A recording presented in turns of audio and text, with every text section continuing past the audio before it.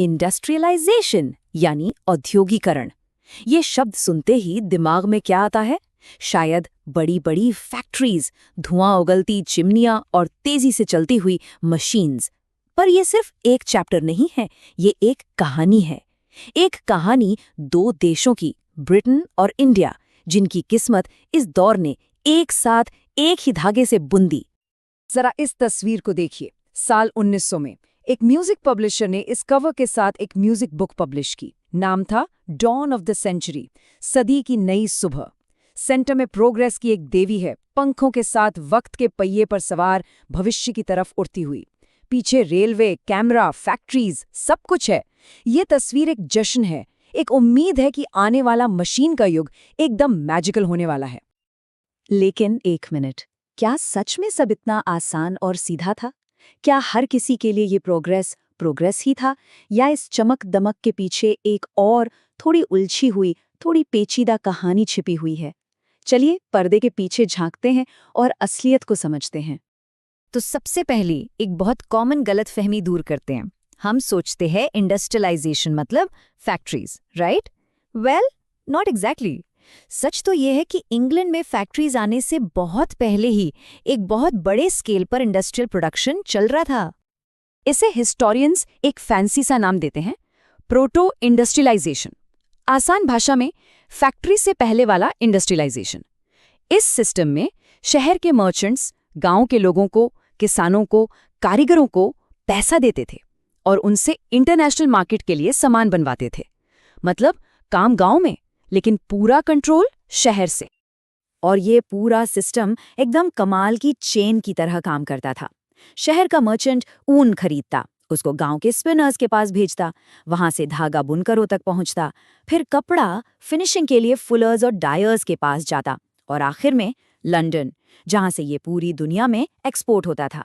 एक तरह से एक ऐसी फैक्ट्री जिसका कोई बिल्डिंग ही नहीं है, डिसेंट्रलाइज्ड। चलिए अब कहानी के अगले पड़ाव पर चलते हैं, ब्रिटेन में। अब आती हैं मशीन्स। पर इंतजार, ये कोई फिल्मों जैसा वन साइडेड मैच नहीं था जहां मशीन आई और इंसान हार गया।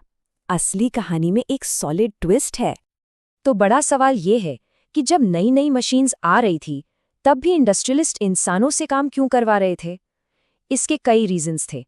एक तरफ मशीन्स भाई बहुत महंगी थी, उनका मेंटेनेंस, उनकी रिपेयर सब खर्चे वाला काम था, और उनसे बस एक ही तरह का माल बन सकता था। दूसरी तरफ सस्ते मजदूर आराम से मिल जाते थे, सीजनल काम के लिए परफेक्ट थे। और हाँ, अमीर लोगों को तो हाथ से बनी नफीस डिजाइन वाली चीजें ही पसंद थी।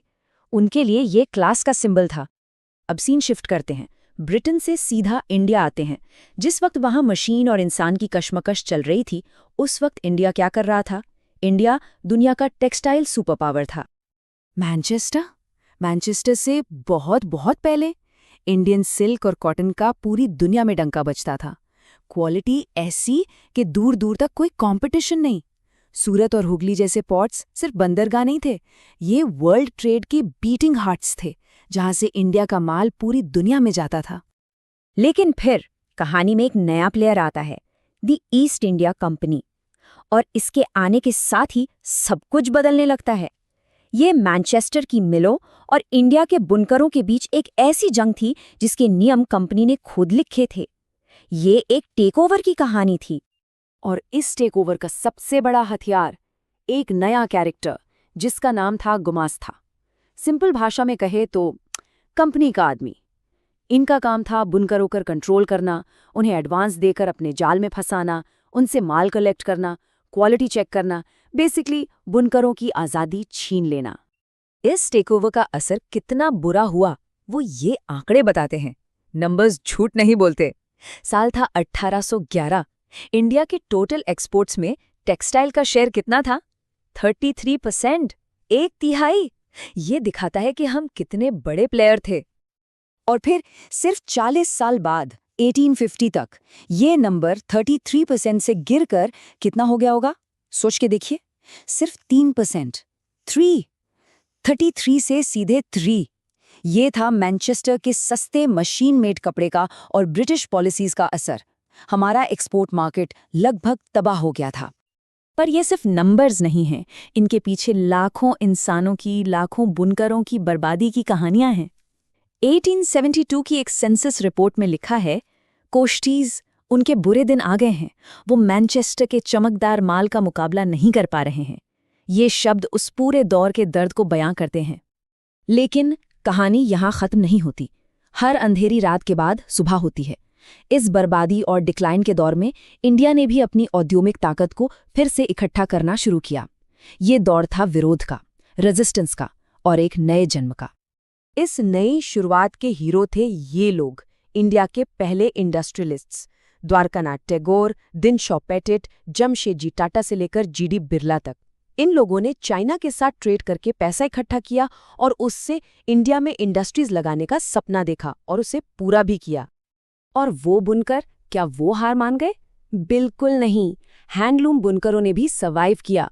उन्होंने फ्लाई शटल जैसी नई टेक्नोलॉजी अपनाई, जिससे प्रोडक्शन तेज हुआ। और सबसे ज़रूरी, उन्होंने उन खास डिज़ाइंस पर फोकस किया, जैसे बनारसी साड़ियाँ, जिनकी नकल मशीन नहीं कर सकती थीं। उन्होंने अपना एक अलग स्पेशल मार्केट बना लिया। इस दौर में एक फैसिनेटिंग एड वॉर भी शुरू हुआ। ब्रिटिश कंपनीज अपने कपड़ों को बेचने के लिए भगवान कृष्ण और महाराजा रंजीत सिंह जैसे भारतीय चेहरों की तस्वीरें इस्तेमाल करने लगी। मैसेज साफ था, अगर भगवान और राजा इसे अप्रूव करते हैं तो प्रोडक्ट अच्छा ही होगा। इसके जवाब में इंडियन मैन्युफैक्चरर्स ने नेशनलिज्म को अपना हथियार बनाया। उनके एड्स में देवी स्वदेशी कपड़ा दे रही हैं। मैसेज क्लियर था, अगर देश से प्यार है तो देश का बना सामान खरीदो। तो चलिए वापस चलते हैं अपनी पहली तस्वीर पर, डॉन ऑफ द सेंचुरी। इस पूरी कहानी को सुनने के बाद अब क्या लगता है, प्रोग्रेस का असली मतलब क्या है? क्या ये सिर्फ नई मशीन्स और फैक्ट्रीज हैं, या इसकी कहानी कहीं ज्यादा गहरी है, जिसमें इंसानी मेहनत, ताकत की लड़ाई और जिंदा रहने की जबरदस्त कोशिश शामिल है? इस पर सोचना जरूरी है।